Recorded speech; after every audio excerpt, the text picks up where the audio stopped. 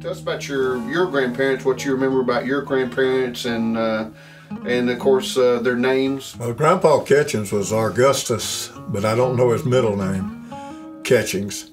And my grandma Catchings, I never knew her by anything but Grandma Catchings. She was a big woman, stern, stout woman. I mean, tell you, boy, she could wear your hind end out, nothing flat. And me and my Uncle Art, which is the youngest of her kids, was out beside the house out there, and he was chewing on something, and I asked him, I said, "What are you chewing on?" He says, "I'm chewing on pine, anyway, pine sap." He said he was chewing on pine sap. And I said, "Well, how did you chew on pine sap?" He said, "Here." He gave me some. Guess what? My teeth stuck together. I couldn't get my mouth open. So he says, "I know how to fix that." So he goes in the house and gets a biscuit and brings to me. Guess what? I got biscuits and got that pine sap in my mouth, and I couldn't breathe. Grandma had to come out there and dig it out of my mouth so I could live. Grandpa Catchings was a carpenter. He was a finished carpenter, he was a framing carpenter, cabinet carpenter, he could do it all. And he built many, many, many houses in Hardin, Texas, and Liberty, Texas, and Hull, Dayzetta, and all around in there. And he built the old house that they lived in. And he also built my Uncle Amajay's house next door to him. But Uncle Amajay paid for everything, because he had got a settlement on an injury in the oil field. So as far as, how many uncles did you have on that side of the family?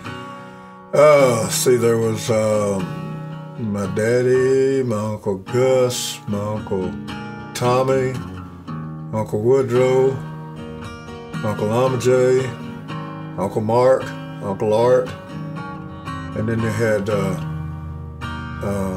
Aunt Livonia and Aunt Jimmy, and that was all we know of. And I hear tell that there was a few miscarriages in that time. I don't know how many, but I heard there was a few. Okay, and that would have been in the 30s? Yeah. Tell us a little bit about your mom. Ooh, my mama. That woman was something else, boy. She loved to pull tricks, and she was scared of everything. I mean, she was scared of lightning, thunder. She was scared of wind. She was scared of cars. She was scared of houses. So there wasn't nothing she wasn't scared of, but yet she'd scare the pants off of you. And my sisters were having a birthday party in Swinney one time, and there was a bunch of boys that came over to the house to the party. And my daddy worked nights on a drilling rig, and he always came in the back door of our house. He always took his muddy boots and stuff off at the back door and walked in the house barefooted. And Mama seen him when they pulled up out front out there, so Mama was telling them ghost stories. And she told them kids that that house was haunted. And they said, "Prove it." So Mama knew that Daddy was on the back porch, so she says, "Oh, ghost in the kitchen, turn the light on." Daddy turned the light on. Boy, them kids' eyes got big. Said, "Oh, ghost in the kitchen, turn the light out." Boy, they turned out, and them boys was gone. They left the house. They wasn't staying there where the ghost was at. But she was pulling pranks like that all the time. She got that from her mother, my Grandma Menville. My Grandma Menville loved to pull jokes and stuff, and we was over visiting her one day, and my daddy, he didn't like jokes. He never laughed, he never smiled, he never done anything like that.